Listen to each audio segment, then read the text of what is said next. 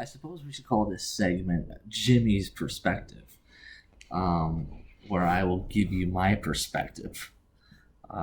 So, China is getting roasted over some airline pamphlets that recommend to their citizens and countrymen to avoid the fucking Pakistanis and the blacks. And wow, that's some good advice. I agree. That's some very good advice because, well, it's racist. But we're hurting people's feelings with the racism. All right. So in Canada, just on August 19th, there was a report of another airline groping a 39-year-old woman who was groped in her sleep by a Pakistani national. Oh, shit. But you don't hear that in the media, and there's no talk about it. So why? Oh, you get your little narrative that you gotta portray multiculturalism as their strength, and all cultures are equal. Sure. So, on one side, the Chinese got it right, and then on the other side, it's just more treachery and bullshit. So, on the west coast of Canada, what are the Canadian border agents confiscating from the Chinese? Well, apparently, did they use the? They seized 13.5 million undeclared assets, which is an increase. It's an increase, a double increase from last year, right? So they're coming in here with all the money, the scam money, and all the other crap, buying up all the property from people, and making the inhabitants of this country freaking unable to even afford to live on the land that they took over, right? Because that's going to be the new narrative. Well, you guys took the land anyway from the natives.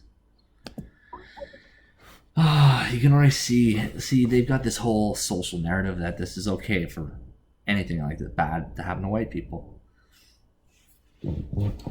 It's clever, good mind control. But that's what it is, mind control. Alright, so got that out of the way.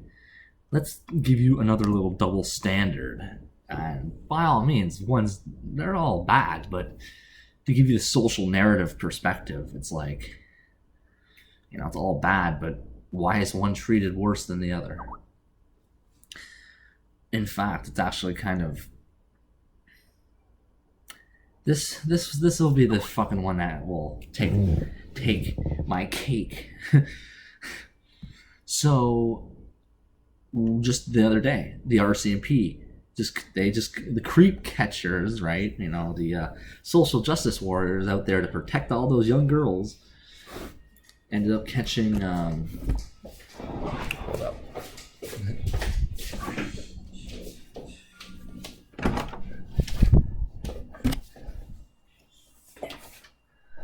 Thank you. Creep catchers ended up catching an RCMP agent, apparently. Now, this is the thing about this kind of stuff, right? You've got these guys that go out and are the vigilante type trying to find all those pedophile guys. Oh, I guess they got someone in the RCMP. This is the problem, though.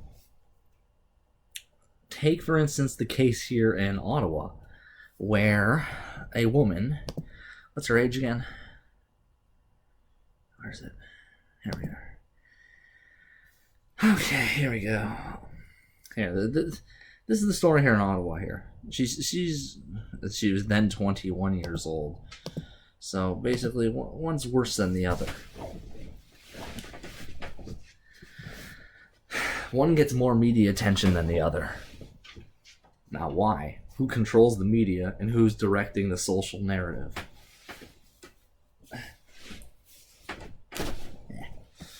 So, in Canada, we've got Caroline Budd, who, used teenage girls as sex slaves in her parents' basement.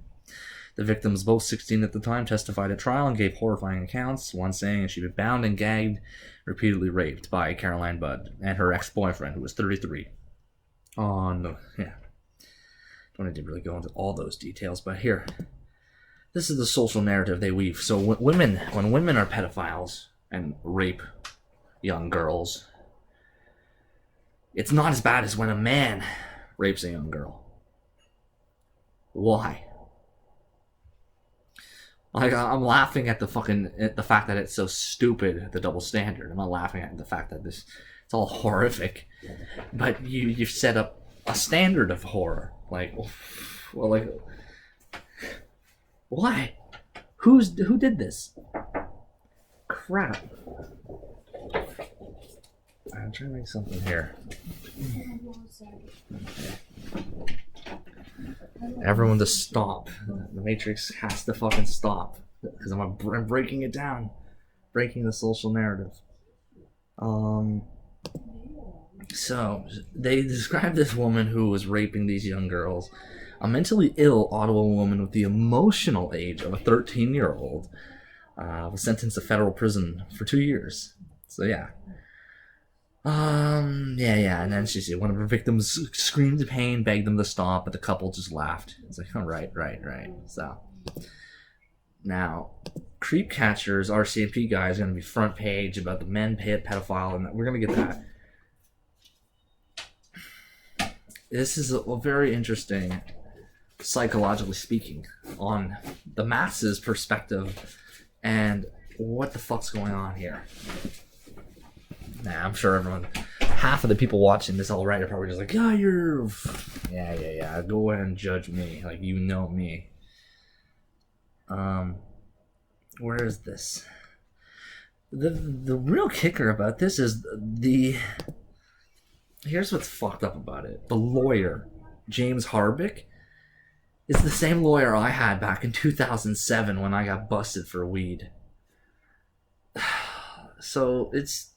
And you can take it from me, that lawyer is a piece of shit. You're a piece of shit. He's a piece of shit, okay? It does not give a fuck. And the fact that he's the defense lawyer, like he's defending these rapists, just bear with me. Let's see what he says, because it's just fucking awful.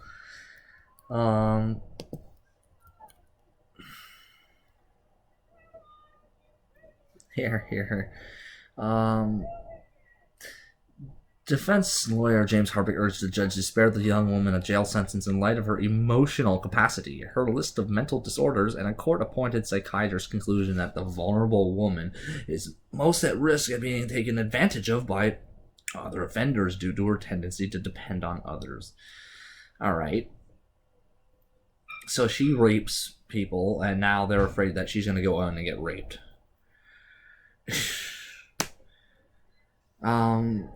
That she was, and then also that she was coerced by her boyfriend. So it's the guy's fault. Where have we heard that one before? Harbick, who was hired after Bud's conviction, told court that her lifelong sex offender tattoo is punishment enough, saying there's not a worse label to have. We're not talking about labels. She actually raped young girls. And when they're like begging to stop, they laughed. Alright. Now, the RCMP guy that just got caught by creep catchers, he hasn't actually committed any crimes other than, well, I guess looking for some young jailbait. And he's paying the price for that, isn't he? But who's he raped? Hey, maybe he's got the emotional age of a 16-year-old. Well, if you're gonna open that can of worms. Hey, I got the emotional age of a fucking 9-year-old. Let's play some Xbox, boys and girls. Look at that fucking architecture, eh? So,